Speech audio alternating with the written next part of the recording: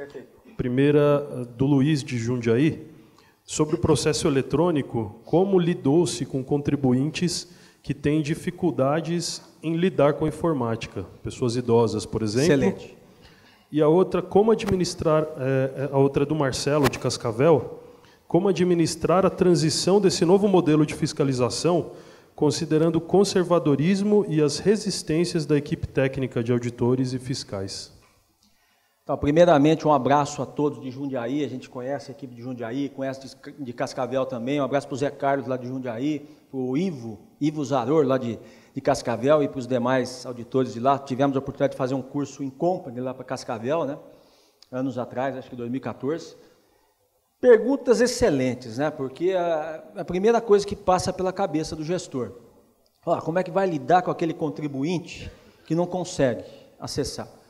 Eu já estava dando um curso aqui perto, no litoral, o secretário de Finanças da primeira fileira ali, ele colocou isso. Mas como implantar um processo eletrônico se não há inclusão digital? Espera aí, não é isso que eu tenho visto na mídia. 200 e não sei quantos milhões tem celular no Brasil, 106 milhões acesso à internet, então não tem inclusão digital? Para fins tributários? Quem tem um imóvel não tem acesso à internet? Quem tem uma empresa? Tem empresa, pelo amor de Deus, tem contador, nem se discute. Então tem inclusão digital para fins tributários. Mas tem aquele que não vai conseguir e tal. O que nós fizemos? Lá em Bauru nós fomos para o Poupa Tempo. Colocamos todo o atendimento tributário no Poupa Tempo. Projeto do Estado, vocês conhecem. E dentro do Poupa Tempo tem o e-Poupa Tempo, aquela sala com computadores, parece uma lan house. Fizemos uma parceria com o Poupa Tempo. Quem não tiver condições, vem até o Poupa Tempo, alguém orienta esse sujeito a entrar com o processo eletrônico. E a resistência interna? A resistência interna, quando nós implementamos o processo eletrônico, já tinha diminuído muito, porque nós começamos a implementar projetos eletrônicos lá em Bauru no ano 2000, com a DECA eletrônica que eu comentei. Então, 2008 já tinha diminuído demais. Tinha ainda alguns que gostavam da máquina de escrever ainda, mas isso daí foi superado com tranquilidade. Um ou outro criticando o programa, mas depois que viu a facilidade da coisa, né, um auditor podendo responder um processo no celular, né, qualquer horário, qualquer lugar, aí o pessoal acabou se conformando. Então, para nós não houve assim, uma grande resistência, porque a gente tinha iniciado outros projetos eletrônicos anteriormente. Bom, professor, a próxima pergunta é do Dirceu, de Botucatu. Em relação ao deferimento tácito que o senhor apresentou, imagino que a pergunta do Dirceu seja sobre renúncia de receita ligada ao deferimento tácito. Perfeito, ele pensou direitinho, né? Não analisou uma isenção, uma imunidade, está deferida a isenção, está deferida a imunidade. E nem sempre o contribuinte vai ter direito. Mas eu digo sempre o seguinte, eu coloquei para vocês aqui durante a palestra, em Bauru não aconteceu um caso de deferimento tácito até hoje, implantamos em 2011. A gente implanta o deferimento tácito para nunca acontecer, e para nunca um processo ultrapassar os 120 dias de julgamento. É essa a ideia, realmente. Não é para acontecer. Porque causa uma responsabilidade funcional, né, a quem deixou de dar resposta, de concluir o processo. Muito bom. Agora duas perguntas, professor, que vão passar pela questão da construção civil. Primeiro, em relação ao projeto TUF, Vinhedo, Maristela, quer mais dicas sobre esse assunto. Minha cidade já é digital, já tem convênio com o JUSESP, então mais dicas sobre o TUF. E em relação ao ISS, qual dica para arrecadar mais na hora que começa a construção civil, né, na relação com a construtora? Tá. Olha, no caso da TUF, taxa única de fiscalização dos estabelecimentos. Então, nós tínhamos em Bauru 15 taxas de poder de polícia. Não para todas as empresas, dependendo do ramo, né? Uma lanchonete, por exemplo, precisava de pagar uma taxa do planejamento, pagar uma taxa sanitária, taxa de meio ambiente, taxa de publicidade, taxa de não sei o quê, uma série de taxas. Pensa, vamos racionalizar a tributação. Acaba com todas essas taxas. A lei revoga todas essas taxas e cria uma única. englobando todo esse poder de polícia e, lógico, sendo graduada de acordo com a necessidade de cada alvará. Então, é isso que nós fizemos, simplificamos a tributação. Ao invés de várias taxas remunerando cada poder de polícia, uma única remunerando todo esse poder, todo esse conjunto de poder de polícia. Meio ambiente, vigilância sanitária, posturas, tudo isso daí. A ideia é essa, quem quiser, tem no site da Prefeitura de Bauru, para legislações e finanças, Lei 5771 de 2009. Acho que alguém queria fazer uma pergunta ali, Éder? Está apontando ali, ó. Ah, sim. O pessoal do cerimonial já vai levar a fichinha para preencher. Obrigado. Enquanto isso, a gente traz a pergunta do Heitor, Prefeitura de Apiaí, Vale do Ribeira. Com relação à baixa feita junto aos órgãos estaduais e federais, como fica o débito inscrito em dívida ativa e já informado para que seja retirado o valor lançado para contabilidade? Tá. Vou responder aquela outra antes que perguntaram, que eu esqueci de responder. Por causa da construção civil, como acompanhar a obra desde o início. Nós estamos utilizando há um bom tempo lá em Bauru um sistema que muitas prefeituras não sabem que existe. O Cisobra-Pref, da Receita Federal, que o município tem que enviar para a Receita Federal, né, informações sobre alvarás de construção, habites, e pode ser muito bem utilizado para o próprio município. Por quê? Cadastrou uma obra no Cisobra-Pref, quem faz o cadastramento normalmente é a Secretaria de Obras, Secretaria de Planejamento, a fiscalização já compartilha essa informação, já tem esse dado. E aí já pode, de repente, disparar uma fiscalização, se for uma obra grande, a gente tem essa prática lá em Bauru, é uma obra grande, fiscal do grupo de construção civil vai acompanhar essa obra, já vai lá, conversa com o contribuinte, vai ver como que está deduzindo material, o que você está deduzindo material? Estou deduzindo, inclusive, energia elétrica, estou deduzindo viagens de entulho. Não, isso não pode. É material agregado à obra, incorporado à obra. Então, a gente tem utilizado muito, pessoal, esse sistema Cisobra-Pref. Vocês podem baixar gratuitamente no site da Receita Federal e compartilhar com as secretarias. Professor, acho que o senhor já respondeu uma parte da pergunta do João, da Prefeitura de São João de Iracema, que ele perguntava qual o critério que deve ser adotado para deduzir o percentual do material aplicado em uma obra de construção civil, a fim de dedução do valor na cobrança do ISS. Então, essa dedução, gente, é o quanto o contribuinte conseguir comprovar satisfatoriamente. Tem muita empresa que chega, muita consultora, chega para o fisco e diz, olha, eu não tenho como comprovar especificamente, claramente, isso daí não tem uma contabilidade de custos, não sei o que lá, aí não deduz. É um ônus da prova do contribuinte. Se ele não se organizou contabilmente para comprovar o material que é aplicado na obra, paciência. Em Bauru, até indo um pouco além, em Bauru nós aprovamos o regime presumido de dedução, 45%. O contribuinte pode deduzir sem dar qualquer satisfação ao fisco, sem apresentar qualquer documento fiscal. Mais de 90% das empresas acabou optando por esse regime presumido. Normalmente deduzia isso, salvo concreteiras, que não concordam, que estão numa disputa administrativa, mas a maioria das empresas adotou o regime presumido. Pode ser feito também, é uma boa ideia. Pergunta da Vanessa, de São Vicente. Em que consiste a dupla visita? Dupla visita é também conhecida como fiscalização orientadora, ou notificação prévia, notificação preliminar. Eu apuro uma inconsistência, um problema do contribuinte com relação ao recolhimento dos tributos e notifico preliminarmente para ele autorregularizar, no sentido de declarar o correto, a gente falou do Simples Nacional, então declararia o correto lá no PG-DASD e faria o pagamento dos tributos devidos com uma multa de 20%, a multa moratória só dentro do Simples Nacional. Mas dentro ou fora do Simples Nacional pode existir. Aqui dentro do Simples Nacional, agora existe, em virtude da Lei Complementar 155 de 2016. Então, os municípios não precisam ter uma lei municipal avalizando isso daí, indicando essa fiscalização orientadora. Fora do Simples, aí sim, o município tem que ter uma legislação, aquele que gosta da ideia, lógico, aprova então uma legislação, adotando expressamente essa fiscalização orientadora, critério da dupla visita, ou seja, você apurou uma irregularidade, não autua logo de cara, não impõe aquela pesada multa sancionatória de 100%, 70%, Aliás, 225% não pode, o Supremo já limitou em 100%.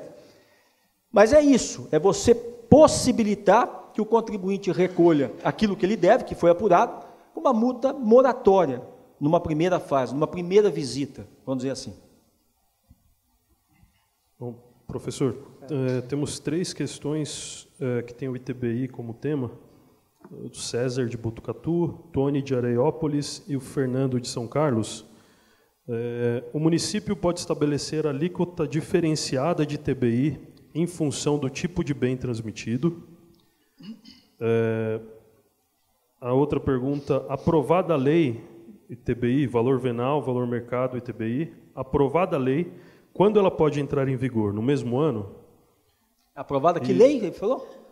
Imagino que seja, pela redação da pergunta, imagino que seja uma lei que vincula valor venal a valor de mercado. Ah, tá. E em São Carlos, o ITBI é calculado sobre o valor de venda ou valor venal, o maior. Tá. Comentário. A primeira, só lembrando a primeira pergunta mesmo, já me fugiu. Se o município pode estabelecer alíquota diferente de ITBI, em função do tipo de bem. Olha, gente, a seletividade, tranquilo. Seletividade que ocorre aí na maioria das prefeituras, né? Imóvel financiado pelo sistema financeiro da habitação, 0,5%. Sem problema algum. Seletividade. Aquela ideia da essencialidade do produto. Produto mais essencial, carga tributária menor. Produto menos essencial, carga tributária maior. Caí na besteira de falar isso em Jaboatão dos Guararapes, né? Dá um exemplo lá, falou, o leite é mais essencial, tem uma alíquota menor, o ICMS. A cachaça, menos essencial, uma alíquota maior. Falou, só se for para você, para nós aqui a cachaça é mais essencial. Caí na besteira de falar isso. Então, a seletividade, tranquilo, em razão aí de alguma condição social e tal. Agora, e a progressividade no campo do ITBI? É possível? O Supremo Tribunal Federal, anos atrás, dizia, não, de jeito nenhum.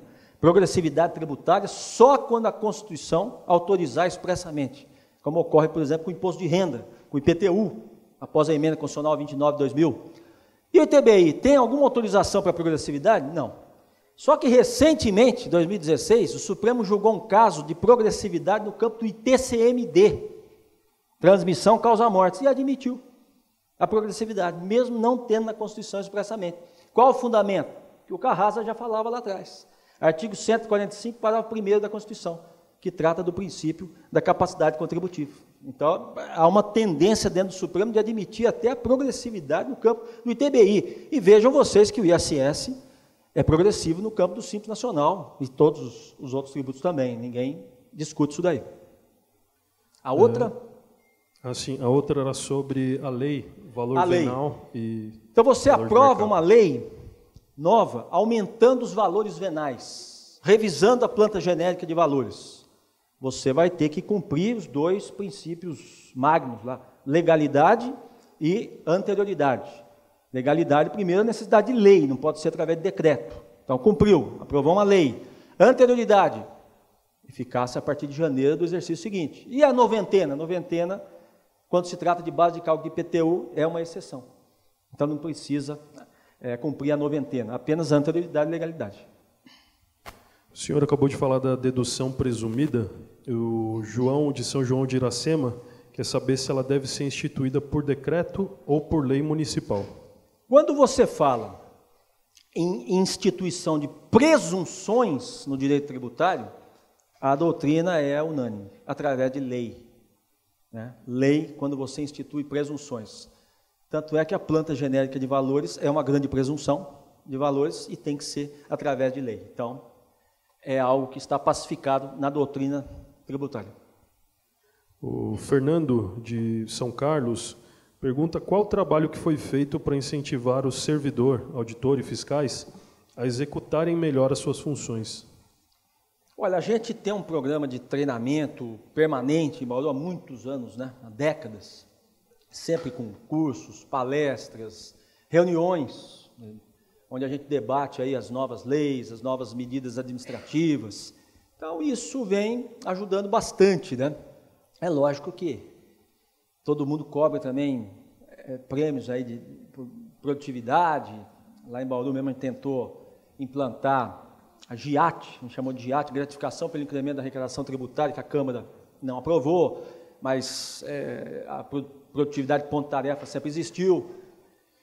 Mas essa proximidade, esse diálogo com a equipe, debates a todo momento, acaba diminuindo bastante as resistências. Porque você aprova, de repente, um ato normativo, ou toma uma nova medida administrativa, e o gestor está longe do seu subordinado, dos seus colegas, né, os profissionais que efetivamente vão executar, e aí fica uma má impressão de alguma coisa, algo que alguém não entendeu, um mal entendido, né? Então, essas reuniões constantes, esses debates constantes, acabam enfraquecendo as fofocas, aí, os problemas do dia a dia. É isso que a gente sugere para os senhores também, uma proximidade maior, né, entre gestor e os seus subordinados, aí a troca de ideias, os debates constantes, ajudam a aperfeiçoar essa relação. Obrigado, professor. Agora a última pergunta desse período, do Caio Lorena, aqui da capital. Quando em contexto de crise econômica abaixa o valor venal dos imóveis, o IPTU também diminui? Então, aí nós vamos seguir, primeiramente, o que está na planta genérica de valores, a planta legal de valores. Mas ali está 400 mil o valor do meu imóvel, está valendo 200. Não aconteceu a bolha aqui no Brasil, não, né? Não caiu tanto, isso só serve como exemplo. Está valendo 200. E daí, tem que pagar pelos 400? Porque está na planta genérica? Não. Vai pedir uma revisão de valor venal, um recurso administrativo. Vai um engenheiro avaliador. Lá em Bauru nós temos uma comissão permanente de avaliação de imóveis, essa comissão faz uma avaliação prévia. Chegou à conclusão que realmente vale 200. Bom, reduz, e o contribuinte tem direito de pagar, então, sobre os 200. Mas e o contrário, pode ser feito? O contribuinte pediu uma revisão de valor venal. Não concordo, meu imóvel não vale 400. Vai o engenheiro avaliador e fala, não vale mesmo 400, vale 500. Aumenta o IPTU? Doutrina e jurisprudência não tem concordado com esse aumento. Aí teria que mudar a planta genérica para levar a efeito, então, esse aumento. Só vale quando for para beneficiar o contribuinte, for para reduzir, porque entende-se como um valor meramente presumido, no caso, só que aquele negócio não tá valendo como os dois lados da moeda, né? Só vale se for para diminuir o valor, para reduzir. Quando é para aumentar, depende ainda do projeto de lei, porque a nossa doutrina de jurisprudência tem entendido que a planta genérica de valores do IPTU é praticamente a base normativa desse imposto. Professor, eu vou repetir a pergunta do Heitor, de Apiaí, que acabou passando no meio de outras. Faltou uma, né? Isso. Com relação à baixa feita junto aos órgãos estaduais e federais, como fica o débito escrito em dívida ativa e já informado, para que seja retirado o valor lançado, informado para a contabilidade? O cancelamento retroativo de inscrição, por exemplo, quando a gente faz de muita coisa pretérita, coisa que já está inscrita em dívida ativa, abaixo da dívida ativa. Muitos casos lá até houve um peticionamento ao judiciário, retirando, pedindo a extinção do feito. Dentro daquela noção que a gente colocou de início, resolver problema, matar os problemas no âmbito administrativo, não jogar para o judiciário. O Conselho de Contribuintes de Bauru, uma vez, julgou um caso que estava no Poder Judiciário. O contribuinte fez a desistência lá do recurso do Poder Judiciário, nós julgamos. Já estava escrito em dívida ativa, o Conselho de Contribuinte julgou, por quê? Porque entendia que havia um direito claro do contribuinte, patente do contribuinte, e acabou julgando. Então, a gente prefere seguir esse caminho, né, de resolver problema. Deixa o contribuinte que se vire lá no judiciário. Não, vamos fazer aqui a jurisdição administrativa. O que tiver dentro do nosso alcance, vamos fazer com todo o vigor aí, para pôr fim ao problema.